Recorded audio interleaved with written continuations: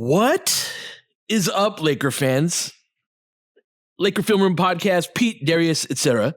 So Lakers last night, about 20 minutes after a 5-star performance against the New York Knicks that seems like 100 years ago right now, executed, without exaggeration, the most shocking trade in NBA history, trading Anthony Davis, Max Christie, and a 2029 first-round pick for Luka Doncic, Maxi Kleber, and Markieff Morris, completely shifting the landscape of the NBA and changing a Lakers era from one to the next overnight. I am running on 45 hours of sleep. We did not record last night. Not 45 hours, my guy, like 45 seconds. See, that's how tired you are. Right. I swear that wasn't intentional. I'm running on 45 minutes of sleep. And if you're looking for super coherent, Darius, I am shocked. I think the whole NBA world was, and so much of the initial reaction was, oh, Shams was hacked. That was sort of the initial response because it was so out of nowhere. This pod's going to be, from my perspective at least, D, more about my feelings about the trade than super drilled down coherent. I don't know what this team is. Now, I know who Luka Doncic is. I know who Anthony Davis is. And I actually want to start with AD, D, because I would have never believed in a million years that if you told me the Lakers traded for Luka Doncic, that my first emotion would be a little bit of sadness. And Anthony Davis, man, gone overnight, will be up on the wall with his jersey retired someday, a Lakers champion, a player that you and I are incredibly fond of, whose last game as a Laker was a 42-23 performance where he just showed off what a beautiful and complete player that he is. And we're going to have plenty of nights to celebrate Luka Doncic as a Laker, which is just an insane sentence to say. But before we do that, I wanted to talk about AD, man. So just where are you at, man? How are you feeling with all of this? So I got a text and it was very vague. And I had just put on a movie with my wife and I got this text. And I was like, wait, what's this? So I go online and I see the tweet. I actually had to go to X, right? Because Shams isn't on Blue Sky. So I had to go to X, Twitter, and it's like, wait, no. You saying that your first feeling of getting news like this was like almost a little bit of sadness. I was, for reals, like in denial. A lot of people were, yeah. And not from the perspective of the people who do not like the Lakers and do not like to see the Lakers succeed, the denial that they were in, the utter like, this has to be wrong, no way this is true, a certain defiance in their voice, like this is stupid. All of these clips of the news breaking while everyone are doing like their video podcast for post-game NBA stuff. I was more like, no, not AD. And then my wife was just like, basically like movie night's over. And then she called our oldest down here to say the Lakers traded AD and traded him for Luka. And she was just like, no way. Why would they do that? Why would they trade Anthony Davis? And I think that being the reaction of so many who are close to the Lakers and nobody else in the league tells you exactly what you need to know about why we love Anthony Davis and why we consistently went to bat for him in a way that I'm not sure if any other fan base will ever go to bat for him the way that the Lakers fan base went to bat for him. Certainly New Orleans did not and will not because they have a sour taste in how he left. And honestly, I don't think Mavs fans will either because they traded their prince. I'm worried about that dynamic, D, that he's, it'll be very easy for them to resent him, similar to Julius Randle, for example, in Minnesota after the Cat trade, but to a greater degree, like Luka to Mavs fans is just, it's just like he's up there with Dirk in terms of, and like the fortuitous nature in which they even got Luka and how good he's been for them. But I loved Anthony Davis. I love Anthony Davis as a player. And I'm not sure if any other fan base from around the league or even like outside observers who are analysts or reporters will ever truly understand the nature of the 2020 season for Lakers fans. Mm-hmm. And Kobe Bryant's passing leading directly into the pandemic, leading into this massive like disruption of the NBA season where we were basically we live in a blue state now. I do, at least. Mm-hmm. We were shelter in place people. We were like, do not leave your home people. Yeah, the whole world changed. We sat and watched and waited. And then the NBA came back. And the team that we believed in to a level that seemingly no one else believed in went on and won the championship. And one of the reasons why they won the championship, Pete, was because they had Anthony Davis. LeBron was amazing. Finals MVP, well-deserved. LeBron. I get it. But AD reached a level in that playoff run that is rarely seen. And he endeared himself to me forever for how he carried himself going into that run, during that run, and honestly, after that run. And his consistently getting knocked for toughness or for injury issues or whatever. I saw a dude who tried to play through a bunch of stuff that maybe he probably shouldn't have tried to play through, of him coming back in ways where it's just like he's clearly laboring out there, but he understands that this win is important to this team. Him basically being written off like, 2 years ago with all the foot stuff, and like, is his foot wrecked? Does he need surgery? And him basically being like, I'm going to try to do everything I can in order to come back and play. And he did come back and play. And everything that he's meant and the joy of watching him play at the highest level is something that I'll appreciate forever. And whatever happens with AD in the rest of his career, whether he retires a Maverick or goes on to another team, I'm not exactly sure. But he will forever be a Laker for me.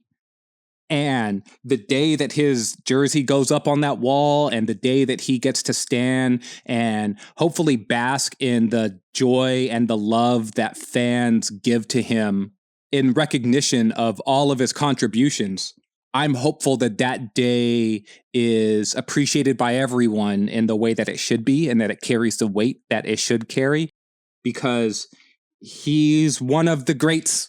He is. And he's going to retire, D, without an on-paper resume that is going to reflect the degree to which he was great. And I know I'm going to be arguing with some dumbass 19-year-old 20 years from now who's telling me AD wasn't as good as some, like borderline all-star of the day at the time. And I will be there to testify at how freaking good Anthony Davis was and is. And, I don't want to talk too much about the trade from the Mavericks perspective or anything like that, but people whose actual jobs are on the line in basketball and actually have to coach and put together teams and all of that, their opinion of Anthony Davis is very high. Obviously, Luka is Luka, right? And that's the headline of this. But to me, D, like the departure of AD is, it's just sad to see him go. I love that you said that the people whose job it is to make these decisions and make hard decisions, and there's probably no harder decision than the one that the Mavericks just had to make in terms of what they're going to do with their best player and their franchise icon. And no one actually has to put their ass on the line for real. We can throw trades in the trade machine and, hey, you should do this or that. These are the people whose entire livelihoods are dependent on that. So in all of the analysis of the deal and all of the reactions to the deal, and one of the reasons why I think Lakers fans in some way are taking a little bit of a victory lap about getting another team's best player is that, in relating this back to Anthony Davis, the Mavs actually said, hey, Lakers, we'd like to get our hands on this dude. This player. We think this player is a winning player. And that, to me, is AD's legacy. He didn't play on great teams in New Orleans, and he played on one great team in the championship team here with the Lakers. I think he played on a second great team and he got injured halfway through it. And every other season since that injury has been marred by a team building infrastructure that did not support him in the right ways and support LeBron in the right ways. And those teams were not very good. And it's reflected in the fact that they were playing teams. So I think it undercuts this idea of Anthony Davis being a winning player, but Anthony Davis is a winning player. Mm-hmm. The things that he does contribute to winning. They contribute to on-court success. And one of the things that we've talked about is the idea of a dirty work superstar. Mm-hmm. And it's a superstar who does so many of the little things that so many other superstars do not. And in some ways, Pete, that's one lens that you can view this trade through. Is the Lakers traded a dirty work superstar for the other type of superstar, the superstar that is way more geared towards offensive success and just like raising your floor to an astronomical level as an offensive contributor. But the guy that they traded was someone who, would he speak up about this at some time? Sure. But covered for everyone else and played a selfless style of superstar basketball that is rarely seen from big men in that way. We often glorify big men for all of the counting stats that they put up, and AD put up plenty of counting stats, right? But the way that he would maneuver within the context of whatever was needed is something that I've always appreciated about like players in general. And because he did that at his stature is something that always and will always endear him to me. He's a complete basketball player that can impact the game in a multitude of ways that he has been somewhat tied down to certain jobs due to the lack of strength and physicality around him that, he can do this, but wasn't freed up a ton to do a lot of the other stuff. Excited to watch him in Dallas, play some more of the four and get what he wants on that front D. And speaking of winning players to a lesser degree, before we go to break, Max Christie. Lakers bought the 35th pick in Max's draft because they saw something in him. And watching him blossom over the first part of this year has been one of the highlights of the season. And it is very easy to see him playing a big role on very good teams for the next 10 years of his career. And before we go to break and start getting into the Luka parts of it, I just want to talk about Max's departure, man, because he's a guy that has really grown, was fantastic against the Knicks. His insertion into the starting lineup was one of the pivot points of this season. I think replacing him is going to be a thing that we're going to have to talk about because he filled a role very well that Lakers don't have that as much now. And so talk to me about Max, man. Like, he's not the headline of this trade, but is someone that we've seen him grow quite a bit. We have, and I don't think this deal gets made without Max's inclusion. The Lakers could have gotten to additional salary in a lot of different ways that would have led to this deal being trade legal under the CBA.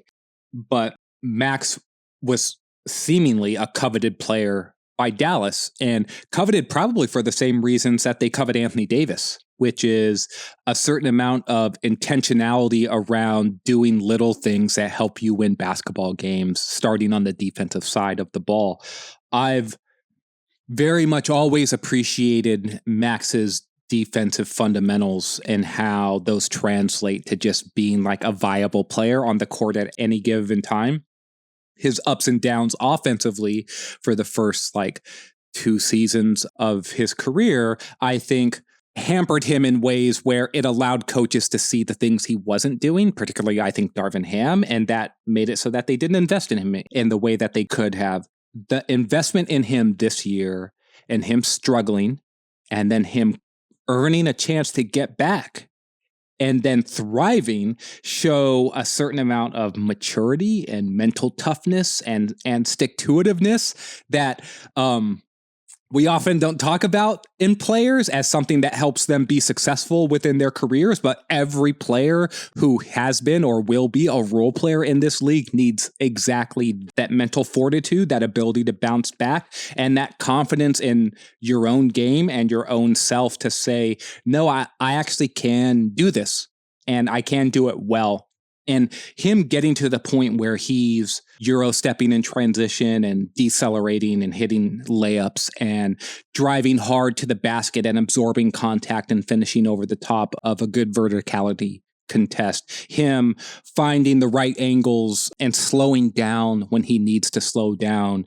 And ultimately, him becoming the shooter that he showed the promise of being as like a high school player that got him to Michigan State. And then when he didn't shoot well at Michigan State, it was one of the reasons why he fell in the draft, right? It's like, you're supposed to be a shooter, but you shot 30% as a freshman on a bunch of catch and shoot looks where you didn't even have the ball a bunch. And it's just like, are you actually good at this?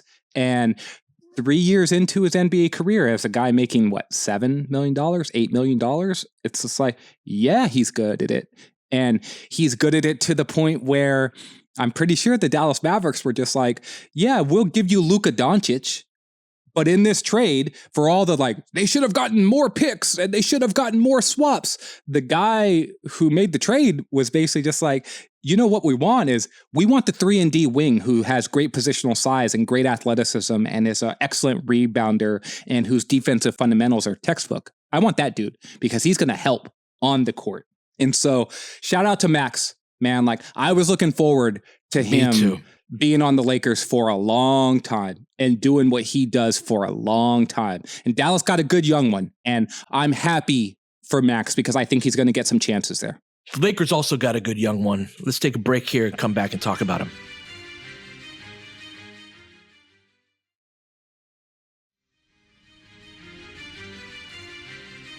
We've talked a lot about chess this year over the course of this pod. And the player who's considered to be the best player of this era is a guy named Magnus Carlsen, who has been a grandmaster since he was a small child. There, you can learn anything you want about theory. We can watch our chess videos, D, and try to learn openings and things like that. But there are certain people that, of which LeBron James is one of them as well, that are so obviously touched by the gods at what they do that you don't need to know anything about the sport to be awestruck by them. I was showing my mom, who lives with me now, highlights of Luka. She doesn't follow sports that closely, and just watch him play. And she was just jaw on the floor watching him play. And he's one of those guys for basketball, D, that was identified very early on as just having a preternatural gift for the sport in so many ways.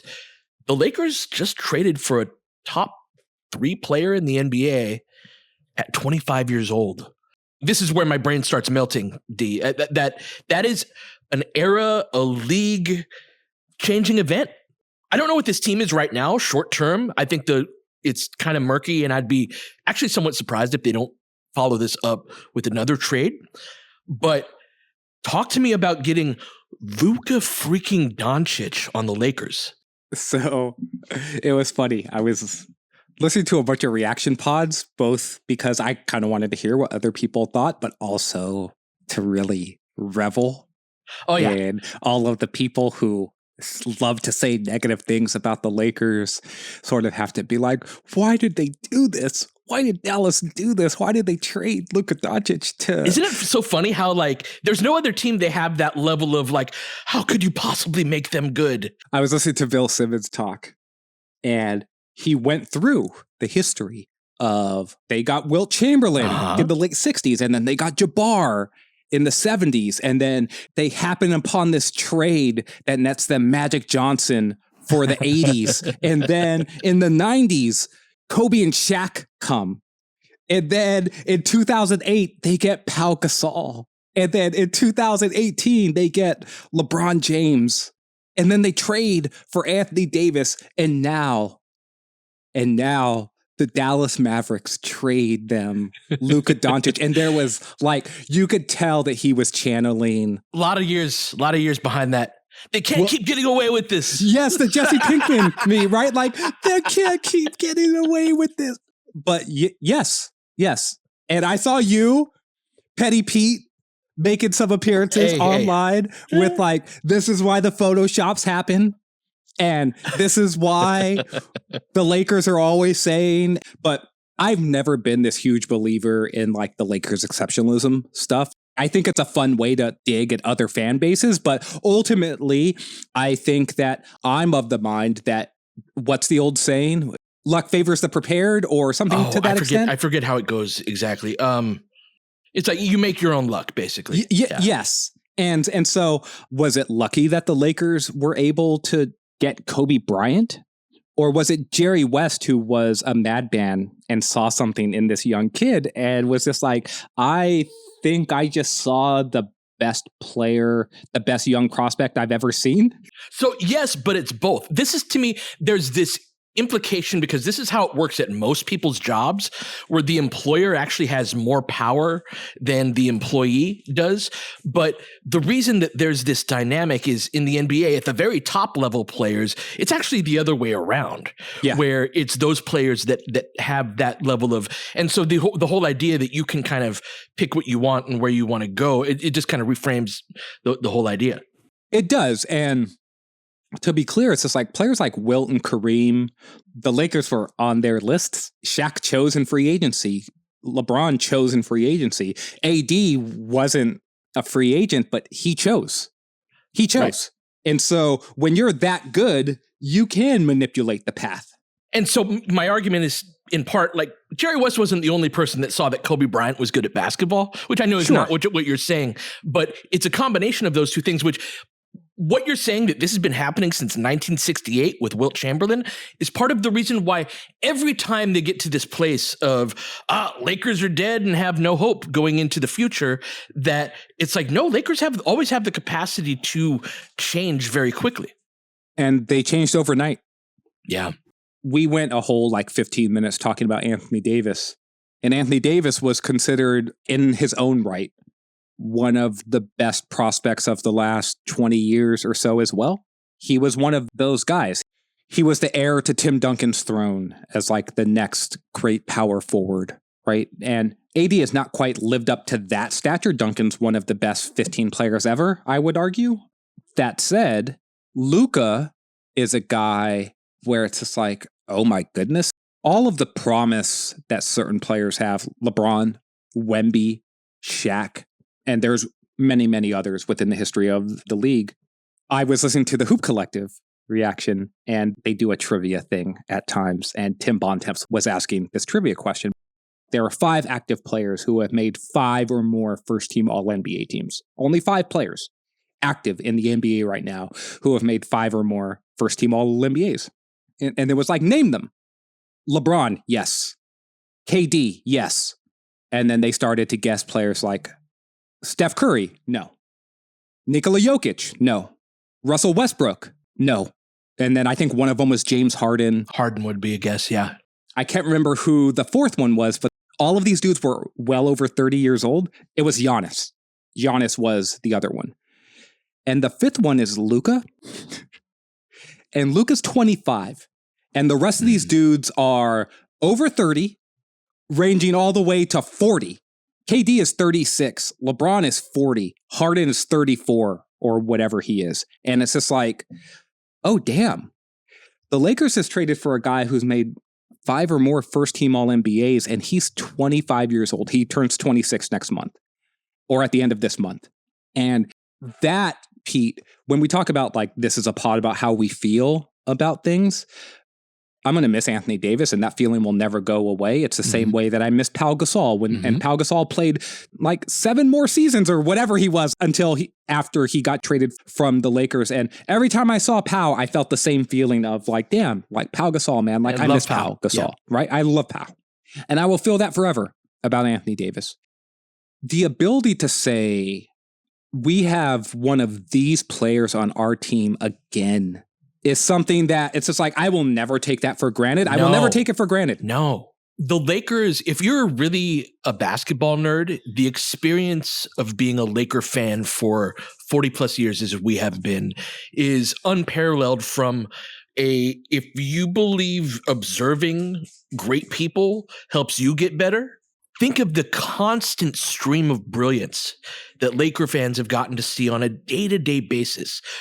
Even when the team isn't particularly good, right? They've been a play-in team last couple of years, frustrating as hell. We've been talking about them. And again, I don't know that this trade, like they traded Atlas away, right? How do we get a rebound? How do we play defense? A lot of conversations to have going forward, but that level of brilliance consistently as a cornerstone piece, as a foundational piece.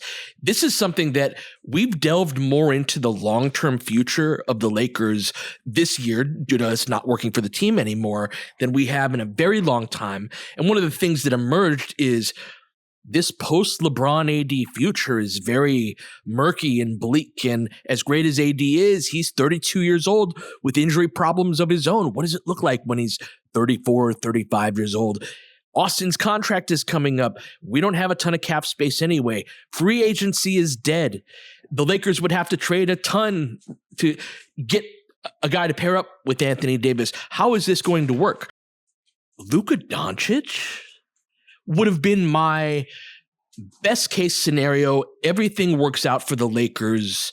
I pictured it alongside AD, right? It wasn't something I had conceptualized this trade, but in terms of, there are two guys in the NBA now who I think guarantee that your offense is going to be good. There used to be three, with Steph being the third. He's getting a little bit older. I don't quite put him in this way. And it's Jokic and Luka. And you combine the minds of LeBron and Luka Doncic, there's a whole like how are LeBron and Luka going to play together thing that I cannot freaking wait to talk and geek out with you about, because it's going to be some beautiful mind shit, man. Like the open shots they're going to be able to create. Again, questions about defense, how are they going to defend and all of that. But we had landed after doing hours of texting each other and research and recording the pod and all of that. We had landed in terms of our conclusion on what does this team need of a real shot creator, and thinking Brandon Ingram was the best of that available. It was like, look, go get the best guy, add him to Bron and AD, and here you go. Again, not conceptualizing an AD being traded for Luka freaking Doncic, right? But let's take a break here and come back, start to get into those discussions.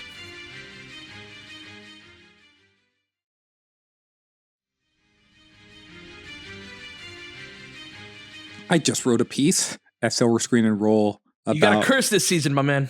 I do. I had texted you guys this, that it's just like, I've written a ton of stuff this year, and then literally within a week or 2 weeks, it's defunct because the thing I said, I would prefer this goes the other way, or this guy's playing well, let's give him some highlights, and then now he's playing poorly. But I just wrote this piece about going for it this season, specifically for the idea that you just said about like a post-LeBron era with Anthony Davis still on the team. There was no guarantee that the Lakers would ever be able to get AD a teammate as good as this version of LeBron. And gaming that out then over, okay, well, what would it actually take to get that player? And then how long is it going to take for that player and AD to navigate the minefield of present day NBA basketball in order to really be a contender, much less win, when we know winning is so damn hard. I've said this a bunch of times, but if there's any lesson I've learned about being a Lakers fan for this long, is that it's actually very hard to win. The Magic Johnson Lakers won 5 championships. They went to 9 finals. So that means they lost nearly as many finals as they went to. Kobe Bryant won 5 championships. They went to 7 finals. That idea of, oh, well, you just get there and win every single time or whatever. It's just like, no, man, it's so hard to win. It's so hard. And when you lose, you're so crushed every single time that you lose. Jerry West often talked about like the demons that he carried with him forever because of all the times that he lost in the finals. So the prospect, Pete, of being like, okay, well, we'll just turn it over after LeBron is gone and then you'll just get AD someone else. It's like, no, sorry, you're going for it now. And in a way, Rob Pelinka was just like, okay, well, sure, I could see that too. So how about we turn it over now? You had argued to me, both some on the pod, but some offline. And you had said, like, if the Lakers go a different direction over the next 5 or 10 games, maybe they should be sellers. at the deadline. And that idea of trading Anthony Davis, I think, was on your mind, not necessarily front of mind, but as a possibility as to like, what are you going to do in order to put yourself on the path to building the next great Lakers team? That's it. And that's all it is nothing against AD. It was like looking at the path ahead going, oh no. And also his contract jumps. I think that's part of the timing of this. One thing worth pointing out, he makes what, $43 million? He makes $43 million this year, 43.2, I think. Next year, it's, I think, up to 55. And so executing these type of trades, especially if you're another team going, I would like Max Christie as well in this type of deal. It gets harder when the main piece makes 55 million versus the 43. And so, yeah, just looking at the overall context, that's why I was so like, oh, this trade deadline is a very critical crossroads direction of the franchise for the next 5 years type of deadline. In some ways they could possibly do it in the summer, but again, the contract jumps up to 55. So credit Rob Pelinka, Pete, because he said, and credit the Mavs too, because they came and presented this based off the reporting that I've read, is that for whatever reason, and we'll get into this later because I don't know enough about this sort of thing to speak on this, but Dallas was basically just like, what do you think about this? And the Lakers, as much as outsiders would say, they hung up the phone and were just like, we'll do it tomorrow. I think the Lakers did have a lot of considerations, and we'll talk about that some moment, I think, when we get into the basketball side of things too. But the Lakers were able to say, and Rob Pelinka was able to say, no, we're going to pivot now. And the idea of the next great Lakers team, that doesn't happen with the next great Lakers player. And I love Anthony Davis. He is, to me, one of the best number 2 players that's ever existed. The Lakers has traded for one of the best number 1 players in today's NBA. And that idea of of Luka, you said, I think that Luka's like a top 3 player in the league. He was the favorite this season, preseason favorite to win the MVP award. He just basically took the same exact Dallas Mavericks roster that is in 9th. He took them to the finals last season. And getting a player that good, Pete, it's just not a thing that happens. And that's why so many outsiders are so mad. Franchises go decades. There are franchises that exist that have never had a player as good as Luka Doncic is right now. And so this is where I'm very interested, Pete, to see what happens next. And if there's another move that's on the table. It's very clear that the Lakers have, with all this talk of resetting the franchise, and they have. To me, next season, the season beyond next season, the season after that, those are very clear to me what those look like. Isn't that such a crazy change from where we were just 24 hours ago of, I can see this team taking shape right now. That was such a good game. I was so looking forward to talking about that game with you. And then the whole world changes 20 minutes later. And it's now flipped. And now long-term, Luka is the cornerstone. Austin's here. Like, even right now, there's a certain amount of everybody else you have to play defense. That is kind of makes sense to me. But it is very clear to see how you can build a team around Luka over the next few years. But it's the right now where I'm like, oh man, we got to readjust some things. Yeah, like, what are they going to do? And there was a whole pod's worth of discussion around that idea of what are they going to do? Are they going to continue to be aggressive? In breaking down all of the trade stuff that happened within the deal, Pete, we didn't even mention the Lakers traded Jalen Hood-Schifino as part of this deal, and the Lakers had 2 second-round picks available to them and 2 first-round picks available to them that were tradable. They had their own 2025 second-round pick, and they had the Clippers 2025 second-round pick. And then they had first-round picks in 2029 and 2031. The Lakers traded the Clippers second round pick to the Jazz as part of the deal where the Jazz took on JHS's money.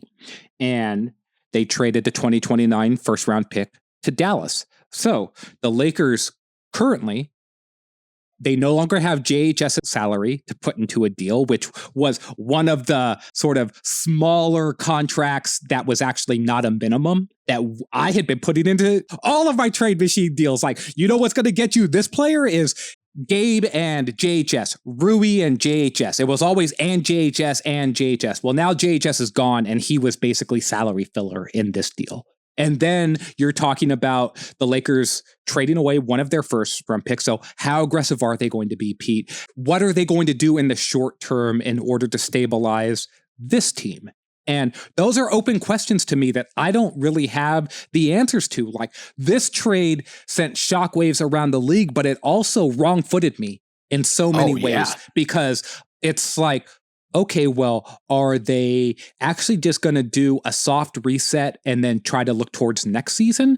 Are they going to actually go more all in for this year and say, what can we do this year? I have no idea, because they so flabbergasted me with this deal. It's just like, I don't know up from down anymore about what they are going to do, because this came out of nowhere. Honestly, and I may eat crow on this we'll know in a few days. In many ways, this was clarifying for me. We were talking about how they needed a defensive 5 before they traded Anthony Davis. You understand where I'm coming from? Like, that was the thing of all of our hours and hours of discussion was like, yeah, they could really use somebody at that 5 spot that can play defense, can grab a rebound. Yes, they have some offensive concerns, but that was before they traded Anthony Davis, who held the Lakers' defensive world up on his shoulders for years when it came to defense, rebounding, just interior presence. So there is a big flashing neon sign for me, D, that the Lakers need a 5, a defensive 5 more than ever. And so we will see what happens in the next week. But I don't know, man. I think it's kind of clear. Well, I hope that the clarity that you see and clarity that I see as well, because I think this is what they should do. Again, a whole pod's worth of discussion around this, but the idea of like, oh, I was hesitant to trade the first round picks in the future because what's your future look like? Well, I know what my future looks like now. My future involves one of the best floor raisers that you can have in today's NBA. It involves a player who can single-handedly elevate your offense into top third of the league just because he's on your roster. It's an inside track and a direct pathway to being a team that is in the hunt to win 50 games every single season with a certain amount of like health baked in to that. And so if that is the vision for making a deal like this, why would you still have trepidation around trading some of those future assets away with any fear that those things are going to go upside down? I get that there's a possibility that it could go sideways, right? There are no circumstances, and again, being governed by fear is a whole topic and way of looking at putting together a team that I think is interesting to explore. There is no path that you can choose that is without, oh, this might possibly go wrong at some point. Yes, that is called life. That is how things work. And you have to continue to make good decisions and build on your previous wins, take from your previous experiences and apply them to what you know now, all of that, man. But at the end of the day, there is a decisive path chosen and the skies have opened and the path ahead is clear in terms of what the Lakers' future looks like. That's right. The clouds are gone. There's plenty of times where I live up here in the Bay Area and me and my wife will be driving at random spots within the Bay up on a hill somewhere. And we'll say, what a clear day, because I could be deep in the East Bay and I can see all the way to the Golden Gate Bridge. And it's just like, that's kind of far away, but there it is looking like it's just literally a mile away when it's not. It's like 20 miles away or 25 miles away, but you could see it. Boom, it's right there. And that's what I feel like is happened here for the Lakers. I was a believer that a LeBron and AD-led team had it in them to make a run. We argued for them to trade some picks and get some players around them. We wanted some rebounding and defensive toughness, some two big looks. We wanted potentially another ball handler, another guard, all of the stuff that actually AD talked about with Shams. And it was just like, this is how I think a viable pathway looks towards what can be a contending team here with LeBron and AD as the anchors of that group and the foundation. But now I also see a pathway with Luka Doncic and LeBron James, Pete, and what they can do as a duo flanked by these players, but also with a deal or two on the horizon that I think still have them a move or two away from being a team that nobody is going to want to see in the playoffs. And that is music to the ears of Laker fans, and maybe not music to the ears of all of these other fan bases that are just like, how can they keep doing this? How do they keep getting away with this? And that'll be the topic of tomorrow's pod, D. We're going to talk Luka and LeBron. Can you even imagine? We'll be back then. Love you, AD. You've been listening to Laker Film Room Podcast. We'll catch you guys next time. Baines has got it in low to McHale. McHale wants to turn. He's double teamed. Just pass out in front. Broken up by Worthy. Tip to Magic. Worthy dies on his belly. Magic scores. There's Magic got it. Magic fires. It's good. The Lakers win the game. The Lakers win the game. Rebound is Lonnie. 3 seconds left. Van Exel to win it. It's on the way. Good. Kobe Bryant, 48 points, 16 rebounds. Shot with his 8th block shot that ties an NBA Finals record. A lot of Laker fans sticking around for this. You're seeing something that's very rare indeed. A Laker to get MVP chance in Boston. Of all places. Are you kidding me? Kobe, hard to believe. Are you kidding me? Unreal. Are you kidding me? Lakers looking to push. Bryant spinning in the lane. Back for Gasol. Pretty pass. And it's back to a 3-point game. Kobe Bryant picked up by Bell. There's the move. 2, 1. Listen. Unbelievable. For the victory. It's over. Shot clock now to 5. Bryant. Yes. And that was a little tap to Alvin Gentry. Add insult to injury, Kobe. I mean, what a shot. I mean, you can't defend that. Are you kidding me? 2.1 seconds remaining. Denver a foul to give. Jokic trying to disrupt Rondo. He puts it in. Here's Davis, 4-3 in the win. Oh, it's good! Anthony Davis has won it for the Lakers! James again. Oh, he hits another one.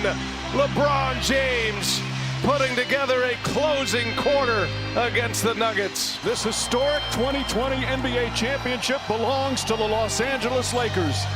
The Lakers conquer the bubble, and banner number 17 will soon hang in the rafters.